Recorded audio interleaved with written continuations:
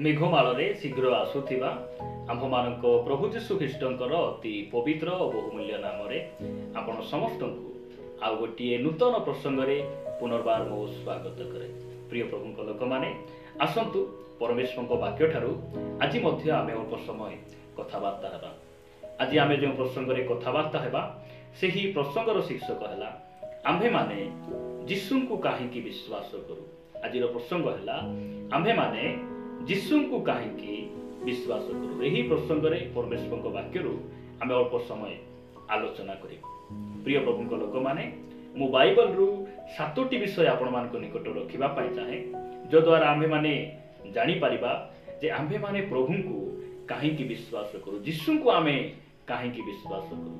ଏହି ପ୍ରଶ୍ନ ଆମ ଖ୍ରୀଷ୍ଟିଆନ ସମାଜର ଭାଇ ଭଉଣୀମାନଙ୍କୁ ଅନେକ ପଚାରନ୍ତି। ଯେଉଁ ସମୟରେ ଏହି ପ୍ରଶ୍ନ ଗୁଡ଼ିକ ଆମ ଖ୍ରୀଷ୍ଟିଆନ ଲୋକମାନଙ୍କୁ ପଚରାଯାଏ, ଅନେକ ଭାଇ ଭଉଣୀମାନେ ଏହି ପ୍ରଶ୍ନର ଉତ୍ତର ସେମାନେ ଦେଇପାରନ୍ତି ନାହିଁ। ଆଜି ବାକ୍ୟରୁ ମୁଁ କହିବା ପାଇଁ ଚାହେଁ ଯେ ଆମ୍ଭେମାନେ ଯୀଶୁଙ୍କୁ ବିଶ୍ୱାସ କରିବାର କାରଣ କ'ଣ। ସେମାନେ ପଚାରନ୍ତି ଯେ ଭାରତରେ ପୃଥିବୀ ପୃଷ୍ଠରେ ଯେଉଁ 33 କୋଟି ଦେବାଦେବୀ ଅଛନ୍ତି, ସେମାନଙ୍କୁ କାହାକୁ ହେଲେ ତୁମେ ଜଣକୁ ବିଶ୍ୱାସ କଲେ ହେଇନଥାନ୍ତା? ତୁମେ ଯୀଶୁଙ୍କୁ କାହିଁକି ବିଶ୍ୱାସ କରୁଛ? ସେ ତ ପରମେଶ୍ୱର ନୁହନ୍ତି। ଯଦି ସେ ପରମେଶ୍ୱର ହେଇଥାନ୍ତେ ତାହେଲେ ସେ କ୍ରୁଶରେ ମରି ନଥାନ୍ତେ, ସେ ନିଜକୁ ଉଦ୍ଧାର କରିଥାନ୍ତେ। ଯେ କି କ୍ରୁଶରେ 3ଟି ମେକରେ ଝୁଲୁଛନ୍ତି, ଯେ କି ମୃତ୍ୟୁବରଣ କରୁଛନ୍ତି, ତାହାଙ୍କୁ ତୁମେ ପ୍ରଭୁ ବୋଲି କାହିଁକି ବିଶ୍ୱାସ କରୁଛ? ଏହି ପ୍ରକାର ପ୍ରଶ୍ନ ଗୁଡ଼ିକ ସେମାନେ ପଚାରନ୍ତି। କାହିଁକି ଏହି ପ୍ରକାର ପ୍ରଶ୍ନ ସେମାନେ ପଚାରନ୍ତି? କାରଣ ସେମାନେ ବାଇବଲ ପଢ଼ି ନାହାନ୍ତି। ବାଇବଲ ଯଦ୍ୟପି ସେମାନେ ପଢ଼ିଛନ୍ତି, ତଥାପି ସେମାନେ ବାଇବଲକୁ ବୁଝି ନାହାନ୍ତି। କେବଳ ସେମାନେ ଯୀଶୁଖ୍ରୀଷ୍ଟଙ୍କ ମୃତ୍ୟୁର ବିଷୟ ଜାଣିଛନ୍ତି, କିନ୍ତୁ ଯୀଶୁଖ୍ରୀଷ୍ଟ କ୍ରୁଶରେ ମୃତ୍ୟୁବରଣ କରିବା ଦ୍ୱାରା ମାନବ ଜାତିର ପରିତ୍ରାଣ, ଉଦ୍ଧାର, ମୁକ୍ତିକୁ ସାଧନ କଲେ, ଏହା ସେମାନେ ବୁଝି ନାହାନ୍ତି। ଏବଂ ପ୍ରଭୁ ଯୀଶୁଖ୍ରୀଷ୍ଟ କେବଳ କ୍ରୁଶରେ ମୃତ୍ୟୁବରଣ କଲେ ତାହା ନୁହେଁ, ତାହାଙ୍କୁ ଯେତେବେଳେ କବରରେ ରଖାଗଲା, 3ୟ ଦିବସରେ କବରକୁ ଫଟାଇ ମୃତମାନଙ୍କ ମଧ୍ୟରୁ ସେ ଉଠିଲେ, ଏହି କଥା, ଏହି ଘଟଣା ସେମାନେ ଜାଣି ନାହାନ୍ତି। ପ୍ରଭୁଙ୍କ ନାମର ଗୌରବ ହଉ। ଆଜି ମୁଁ ଆପଣମାନଙ୍କ ନିକଟରେ କହିବା ପାଇଁ ଚାହେଁ ଯେ ଆମ୍ଭେମାନେ ଯୀଶୁଙ୍କୁ କାହିଁକି ବିଶ୍ୱାସ କରୁ। ପ୍ରଥମ ବିଷୟ ହେଲା ଯୀଶୁଙ୍କୁ ଆମେ ଏଥିପାଇଁ ବିଶ୍ୱାସ କରୁ, ତାହାଙ୍କର ଜନ୍ମ ଆଶ୍ଚର୍ଯ୍ୟ ଅଟେ। ଆମେ ଯୀଶୁଙ୍କୁ କାହିଁକି ବିଶ୍ୱାସ କରୁ? ଆପଣମାନେ ଧ୍ୟାନ ସହିତ ଶୁଣିବେ, ମନେ ରଖିବେ, ଆଉ ଏହି ବାକ୍ୟକୁ ନିଜର କରିବେ। ଆମେ ଯୀଶୁଙ୍କୁ କାହିଁକି ବିଶ୍ୱାସ କରୁ? କାରଣ ତାହାଙ୍କର ଜନ୍ମ ଆଶ୍ଚର୍ଯ୍ୟ ଅଟେ। କେମିତି ଆଶ୍ଚର୍ଯ୍ୟ ଅଟେ? ଏହି ପୃଥିବୀ ପୃଷ୍ଠରେ ଅନେକ ମହାପୁରୁଷ, ଜ୍ଞାନୀ, ପଣ୍ଡିତ, ଧନୀ, ବିଭିନ୍ନ ଗୁରୁ ବାବା ଗୁଡ଼ିକ ସେମାନେ ଜନ୍ମ ହେଲେ, ମାତ୍ର ଯୀଶୁଙ୍କ ପରି ସେମାନେ ଜନ୍ମ ହେଇନାହାନ୍ତି। ସେମାନେ ସ୍ୱାମୀ ସ୍ତ୍ରୀର ସମ୍ପର୍କରେ ଜନ୍ମ ହେଲେ, ମା ବାପାଙ୍କର ସମ୍ପର୍କରେ ସେମାନେ ଜନ୍ମ ହେଲେ, ମାତ୍ର ପ୍ରଭୁ ଯୀଶୁଖ୍ରୀଷ୍ଟ ସେ ସ୍ୱାମୀ ସ୍ତ୍ରୀର ସମ୍ପର୍କରେ ସେ ଜନ୍ମ ହେଲେ ନାହିଁ। ସେ ସ୍ତ୍ରୀର ଗର୍ଭରେ ଆସିଲେ ନାହିଁ, ସେ କୁଆଁରୀ କନ୍ୟାର ଗର୍ଭରେ ଆସିଲେ। ଏହି ପୃଥିବୀରେ ଯେତେ ସବୁ ନାମୀ ଧାମୀ ଲୋକମାନେ, ଯେତେ ସବୁ ମାନ୍ୟଗଣ୍ୟ ଲୋକମାନେ ଜନ୍ମ ହେଲେ, ସେମାନେ ପୁରୁଷର ବଂଶରେ ଆସିଲେ, ମାତ୍ର ଯୀଶୁଖ୍ରୀଷ୍ଟ ସେ ନାରୀର ବଂଶରେ ଆସିଲେ। ଆପଣ ପଢିବେ ଆଦି ପୁସ୍ତକ 3:15 ପଦରେ, ସେହି ଯୀଶୁଖ୍ରୀଷ୍ଟ ହେଉଛନ୍ତି ସେ ନାରୀର ବଂଶ। ଶୈତାନର ମସ୍ତକକୁ ଚୂର୍ଣ୍ଣ କରିବା ପାଇଁ ପରମେଶ୍ୱରଙ୍କ ନିରୂପିତ ସମୟରେ ସେ ମାନବ ରୂପ ଧାରଣ କରି କୁଆଁରୀ କନ୍ୟା ମରିୟମଙ୍କ ଗର୍ଭରେ ସେ କ'ଣ ହେଲେ? ଜନ୍ମ ହେଲେ। ମୁଁ ଏହି ସତ୍ୟକୁ ଜଣାଇବା ପାଇଁ ବାକ୍ୟରୁ ଗୋଟେ ପଦ ପଢିବା ପାଇଁ ଚାହେଁ। ଆପଣମାନେ ମୋ ସହିତ ମାଥ୍ୟୁ ଲିଖିତ ସୁସମାଚାର 1 ଅଧ୍ୟାୟକୁ ଆସିବେ। 1 ଅଧ୍ୟାୟ 18 ପଦରୁ 21 ପଦ ପର୍ଯ୍ୟନ୍ତ ଏ ପ୍ରକାର ଲେଖାଯାଏ, ଯୀଶୁଖ୍ରୀଷ୍ଟଙ୍କ ଜନ୍ମ ଏହି ପ୍ରକାର ହେଲା। ତାହାଙ୍କ ମାତା ମରିୟମଙ୍କର ଯୋସେଫଙ୍କ ସହିତ ବିବାହ ନିର୍ବନ୍ଧ ହେଲା ପରେ ସେମାନଙ୍କ ସହବାସ ପୂର୍ବେ ସେ ପବିତ୍ର ଆତ୍ମାଙ୍କ କର୍ତ୍ତୃକ ଗର୍ଭବତୀ ହୋଇଅଛନ୍ତି ବୋଲି ଜଣାପଡ଼ିଲା। ଏଥିରେ ତାଙ୍କ ସ୍ୱାମୀ ଯୋସେଫ ଧାର୍ମିକ ଥିବାରୁ ଏବଂ ତାଙ୍କୁ ପ୍ରକାଶରେ ନିନ୍ଦାର ପାତ୍ର କରିବାକୁ ଇଚ୍ଛା ନ କରିବାରୁ ଗୋପନରେ ତାଙ୍କୁ ପରିତ୍ୟାଗ କରିବାକୁ ସ୍ଥିର କଲେ। କିନ୍ତୁ ସେ ଏହା ମନସ୍ଥ କଲା ପରେ ଦେଖ, ପ୍ରଭୁଙ୍କର ଜଣେ ଦୂତ ସ୍ୱପ୍ନରେ ତାଙ୍କୁ ଦର୍ଶନ ଦେଇ କହିଲେ, ହେ ଦାଉଦଙ୍କ ସନ୍ତାନ ଯୋସେଫ, ତୁମ୍ଭର ଭାର୍ଯ୍ୟା ମରିୟମଙ୍କୁ ଗ୍ରହଣ କରିବାକୁ ଭୟ କର ନାହିଁ, କାରଣ ତାଙ୍କର ଗର୍ଭ ପବିତ୍ର ଆତ୍ମାଙ୍କ କର୍ତ୍ତୃତ୍ୱ ହୋଇଅଛି। ସେ ପୁତ୍ର ପ୍ରସବ କରିବେ, ଆଉ ତୁମ୍ଭେ ତାହାଙ୍କ ନାମ ଯୀଶୁ ଦେବ, କାରଣ ସେ ଆପଣା ଲୋକଙ୍କୁ ସେ ମାନଙ୍କର ସମସ୍ତ ପାପରୁ ପରିତ୍ରାଣ କରିବେ। ପ୍ରଭୁଙ୍କ ନାମର ଗୌରବ ହଉ। ପ୍ରଭୁ ଯୀଶୁଖ୍ରୀଷ୍ଟଙ୍କର ଜନ୍ମ ଆଶ୍ଚର୍ଯ୍ୟ, କାରଣ जोसेफ आ मरियमଙ୍କର सहवास पूर्वे से मरियम गर्भवती होउछंती आ कुआरी गर्भरे प्रभु यीशु ख्रीष्ट पवित्र आत्मा को कर्तृत्व से कौन करुछंती जन्म ग्रहण करुछंती। पृथ्वी रे ए प्रकार जन्म कहार अछि प्रिय भाई भणी माने यीशु को छाड़ी देले केही मध्य पुरुषर वंशरे जन्म होई नांती एकमात्र व्यक्ति से होउछन यीशु ख्रीष्ट से नारीर वंशरे आसिले कारण से पवित्र थिले सिद्ध थिले आउ से आमको उद्धार करिबा पई से पवित्र मनुष्य ही मानव रूप धारण करी ए पृथ्वी पृष्ठ को आसिले। द्वितीय विषय मु आपण मान निकट रखिबा पई चाहे कारण यीशु को आम एथि पई विश्वास करू यीशुंकर शिक्षा आश्चर्य अटे। यीशु को आम कहीं विश्वास करू ताहांकर शिक्षा आश्चर्य अटे। माथ्यू लिखित सुसमाचार 7 अध्याय 28 पदरे प्रकार लिखा जाए यीशु एही सब कथा शेष करन्ते लोक समूह ताहांको शिक्षा रे आश्चर्यजनित हेले। कहा शिक्षा रे? यीशुंकर शिक्षा आश्चर्यजनित हो गले। कहीं आश्चर्यजनित हो गले कारण से सेमानकर शास्त्री मानक परि शिक्षा न देई अधिकार प्राप्त व्यक्ति परि सेमानकु शिक्षा देउथिले। ताहांको नामर गौरव हो। आमे यीशु को कहीं विश्वास करू यीशुंको परि शिक्षा पृथ्वी रे केही देई नथिले। ताहांकर शिक्षा आश्चर्य अटे। आश्चर्य अटे केमिति आश्चर्य आपण जोहन लिखित सुसमाचार 14 अध्याय 6 पदरे पढ़िबे यीशु कहिले मु तुम मानकु सत्य कहूची मु सेई पथ आ सत्य जीवन मो देई न गले केही पितांको निकट को जाय नै। यीशु कहउचंती आपण एही वाक्य को जदी हिंदी अनुवाद रे आपण पढ़िबे लेखा जाय मु ही पथ मु ही सत्य मु ही जीवन अर्थात से कहिबार अर्थ मथे छाड़ी देले मो बिना सत्य केही नाहंती। एही कथा ए पृथ्वी रे केही कहि नाहंती। जणे व्यक्ति जे कहिचंती से होचंती प्रभु यीशु ख्रीष्ट। ताहांकर शिक्षा आश्चर्य अटे। सेति पय आमे ताहांको विश्वास करू प्रिय भाई भणी माने। परमेश्वर आमान को अनुग्रह करंतु। तृतीय विषय मु आपण मान को निकट रखिबा पय चाहे। तृतीय विषय हला आमे यीशु को काहे कि विश्वास करू कारण ताहांकर कार्य आश्चर्य अटे। ताहांकर कार्य आश्चर्य यदि आपण माने पढ़िबे जोहन लिखित सुसमाचार 11 अध्याय 43 एवं 44 पदर लिखा जाए से एहा कोई उच्च स्वर रे डाकिले लाजर बाहरी आस। मृत लोकटी बाहरी आसिले तांको हाथ और पाद समाधि वस्त्र रे बंधा होइथिला पुनी तांको मुख रे खंडे गामुछा गुडा होइथिला।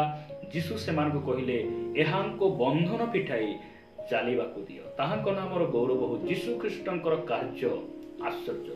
आपण काहा को देखिचंती 4 दिनर मोढा के जीवन प्रदान करिसंती। जदि 4 दिनर मोढा को उठेई पारंती से होचंती प्रभु यीशु ख्रीष्ट एकमात्र व्यक्ति जे मृत्यु को जीवन दान करि पारंती। कारण जगतर सब विषय ताहांको द्वारा सृष्टि हैला आमको मध्य सृष्टि करिथिबा व्यक्ति सही प्रभु यीशु ख्रीष्ट अटंती। आपण माथ्यू लिखित सुसमाचार 14 अध्याय रे पढ़िबे रात्रिर चतुर्थ प्रहर रे समुद्र उपरे पानी उपरे चली चली आपण शिष्य मान को उद्धार करिबा पई यीशु ख्रीष्ट से स्थान को जाउछंती। काहे कि शिष्य माने डाकिले सेति पई नाही जानुछंती जे मोर लोक माने समस्या रे अछंती दुख रे अछंती एहा जानी से समुद्र रे चली चली जाउछंती। आपण काहा को देखिछंती पृथ्वी रे किए अछंती जे कि पानी उपरे चली छंती। जदि पानी उपरे चलीथिबा व्यक्ति पृथ्वी रे किए अछंती से होचंती प्रभु यीशु ख्रीष्ट। सेति पय आमे ताहांकु विश्वास करू कारण ताहांकर कार्य आश्चर्य अटे। ताहांकर कार्य संपूर्ण भाव रे आश्चर्य अटे। मु आपण मान निकट चतुर्थ विषय कहिबा पय चाहे चतुर्थ विषय रखिबा पय चाहे जे यीशु ख्रीष्टंकु आमे काहे कि विश्वास करू। चतुर्थ विषय हैला यीशुंको जीवनी आश्चर्य। ताहांकर जीवन शैली आश्चर्य अटे। ताहांको परि पृथ्वी रे केही बंची नाहंती। जदि ए पृथ्वी रे जणे सिद्ध जणे पवित्र गोटे भद्र व्यक्ति हेबा को हेले प्रत्येक मनुष्य यीशु को देखिबार आवश्यक रहिछि कारण यीशु सिद्ध पुरुष।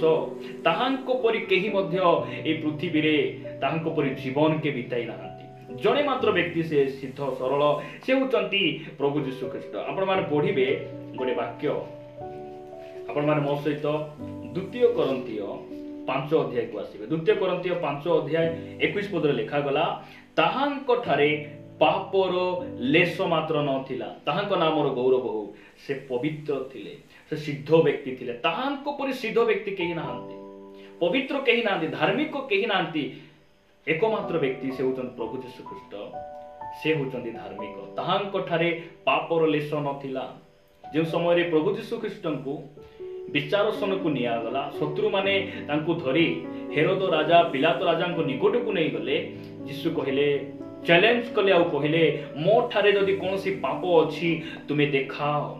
आज को 2000 वर्ष बीती गला, प्रभु यीशु ख्रीष्टंकर कोनोसी गोटी हेले पाप आज जाय कोनोसी वैज्ञानिक कोनोसी महापुरुष प्रमाणित करि पारु नाहंती। काहे कि यीशुंकर जीवन आश्चर्य अटे।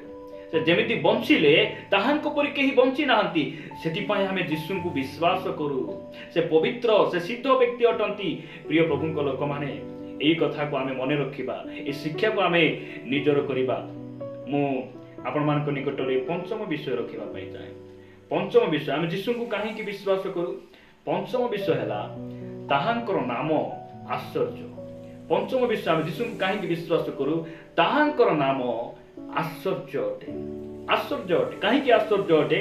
आपण माने प्रेरित पुस्तक 4 अध्याय 12 पद पढ़िबे, लेखा जाए, ताहांको छड़ा आउ कहा ठारे परित्राण नाही, कारण जहा द्वारा आम्भ मानकु परित्राण पाइबाकु हेबो आकाश तले मनुष्य मानक मध्यरे आउ कोनोसी नाम दिया जाय नाही।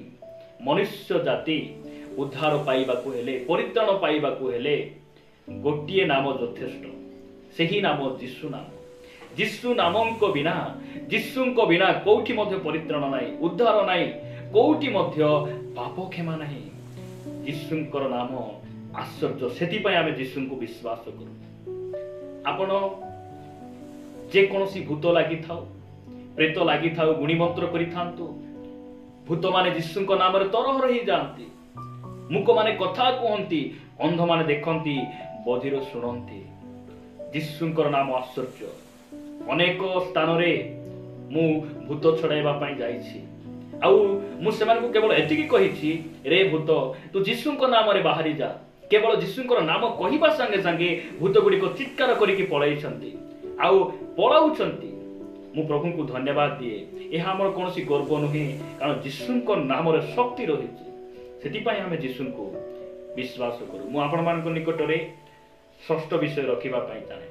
यीशु को हमें काहेकि विश्वास करू। षष्ठ विषय आपण माने देखिबे जे यीशुंकर मृत्यु आश्चर्य।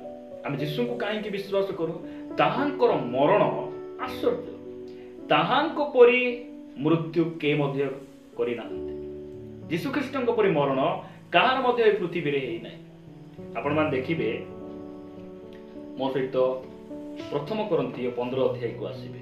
प्रथम कोरिन्थियो 15 अध्याय 3 और 4 पद रे लिखा जाए, कारण जो शिक्षा मु पाइथिली सेथि मध्यरु एही प्रधान शिक्षा तुम मानकु प्रदान करिथिली, यथा ख्रीष्ट शास्त्र अनुसार आम्भमानक पाप निमंते मृत्यु भोग कले। देखंतु से केमिति मृत्यु भोग कले। ताहांकर मृत्यु काल्पनिक नुहे, ताहांकर मृत्यु ऐतिहासिक अटे। ताहांकर मृत्यु शास्त्र संबंध रे अटे। लिखा जाए शास्त्र अनुसार से कौन हेले मृत्यु भोग कले, आमर पाप निमंते से मृत्यु भोग कले। दुनियार जेतकी मृत्यु गुडी को देखिबे, सेमानकर बयस जीवा सकाशु सेमाने मले, निजे भूल करी सेमाने मले, निजे पाप करी सेमाने मृत्यु भोग कले। मात्र आमर परमेश्वर तांकर कोनोसी पापर लेश नथिला, तांकर ठारे कोनोसी क्षुण नथिला, से मृत्यु भोग कले।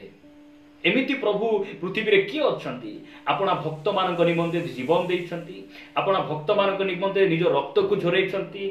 आपण देखिछंती अनेक भक्त माने निजर रक्त को सेमाने तांकर प्रभुंको निकट रे सेमाने कोन करूछंती, निज रक्त को सेमाने देउछंती।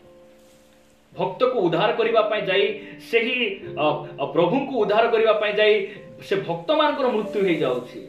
मात्र आम्भर प्रभु यीशु ख्रीष्ट से आमको विनाश करिबा पय आसिले नाही, आमर पाप निमंते से निजे मृत्यु वर्ण करी आमको उद्धार करिबा पय आसिले। सेति पय आमे यीशु को विश्वास करू, ताहांकर मृत्यु आश्चर्य अटे। मु सप्तम विषय और शेष विषय कहिबा पय चाहे, यीशु को हम काहेकि विश्वास करू, ताहांकर पुनरुत्थान आश्चर्य अटे। ताहांकर पुनरुत्थान आश्चर्य अटे।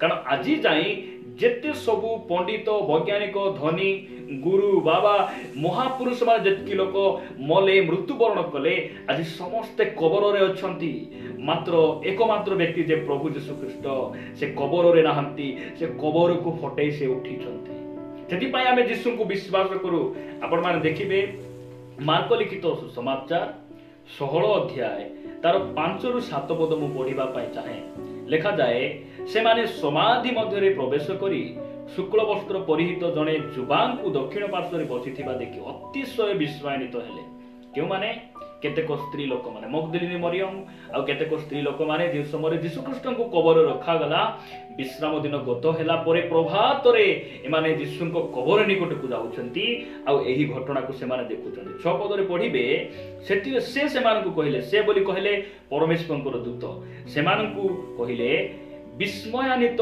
हुओ नहीं तुम्हे माने क्रूसरे हत नाजरेय यीशुंकर अन्वेषण करूअछ से उठी अछंती से एठारे नाहंती देखो एही स्थान रे से माने ताहांकु रखिथिले ताहांक नामर गौरव हो प्रभु यीशु ख्रीष्ट कबर रे नाहंती से उठिचंती आज जतकी सब लोक मृत्युवरण कले सब कबर रे अछंती से उठिचंती आमे यीशु को एथि पय विश्वास करू ताहांकर पुनरुत्थान आश्चर्य अटे परमेश्वर ए वाक्य द्वारा आम समस्त को प्रचुर भाव में आशीर्वाद करंतु।